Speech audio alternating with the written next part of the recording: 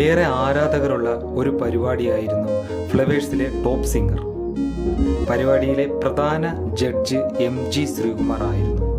എന്നാൽ അടുത്തിടെ MG ശ്രീകുമാറിനെ ഷോയിൽ നിന്ന് പുറത്താക്കിയിരുന്നു. MG ഷോയിൽ നിന്ന് ഒഴിവായിരുന്നു എന്നാണ് പ്രേക്ഷകർ കരുതിയത്. തന്നെ ഷോയിൽ നിന്ന് ഒഴിവാക്കിയതാണ് എന്നും ഇനി വേണമെങ്കിൽ അവരെന്നെ വിളിക്കട്ടെ എന്നുമാണ് MG പ്രതികരിച്ചത്.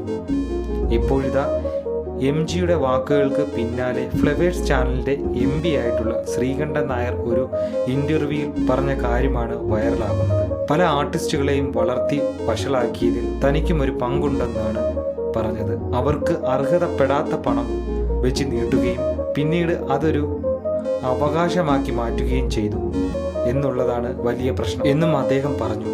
അതേസമയം കേരളത്തിലെ ആർട്ടിസ്റ്റുകൾ ₹1 പോലും ടെലിവിഷൻ നിർമ്മാതാവിനോ സിനിമ നിർമ്മാതാവിനോ കുറയ്ക്കാൻ തയ്യാറല്ല. മറ്റുള്ള ഭാഷകളിലും അങ്ങനെ തന്നെയാണ്.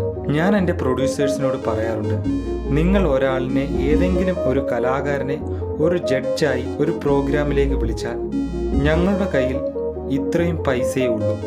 നിങ്ങൾ വരാൻ താല്പര്യമുണ്ടെങ്കിൽ മാത്രം വരിക, അല്ലെങ്കിൽ നിങ്ങൾ വരാതിരുന്നു എന്ന് പറഞ്ഞൂടെ? അവർക്ക് പേടിയാണ്.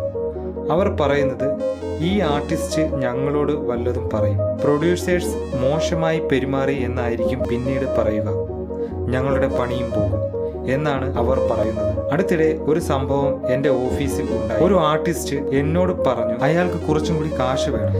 ഞാൻ പറഞ്ഞു, നിങ്ങളുടെ കാശ് ഇപ്പോൾ കുറയ്ക്കാനേ മാർഗമുള്ളൂ, അല്ലാതെ രക്ഷയില്ല. നമ്മൾ ഓരോ പ്രോഗ്രാമിൻ്റെ വരവ് ചിലവ് നോക്കി അത് ഇപ്പോൾ നഷ്ടമാണ്. ഞാനത് ഈ മനുഷ്യനെ പറഞ്ഞു മനസ്സിലാക്കി. പുള്ളി പക്ഷേ അത് കേൾക്കാൻ തയ്യാറായില്ല. പിന്നീടാണ് എൻ്റെ അക്കൗണ്ടന്റ് ഒരു കാര്യം എന്നോട് പറയുന്നത്. അദ്ദേഹം ഇതിനകം തന്നെ 10 കോടി രൂപയാണ് ഈ മനുഷ്യൻ ഓഫീസിൽ നിന്ന് കൊടുത്തത്.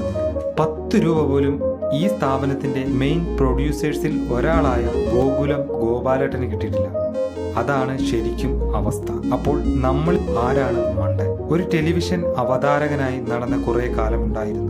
7-8 വർഷം ഏഷ്യാനെറ്റിൽ ഞാനൊരു ടെലിവിഷൻ അവതാരകനായി നടന്നിരുന്നു.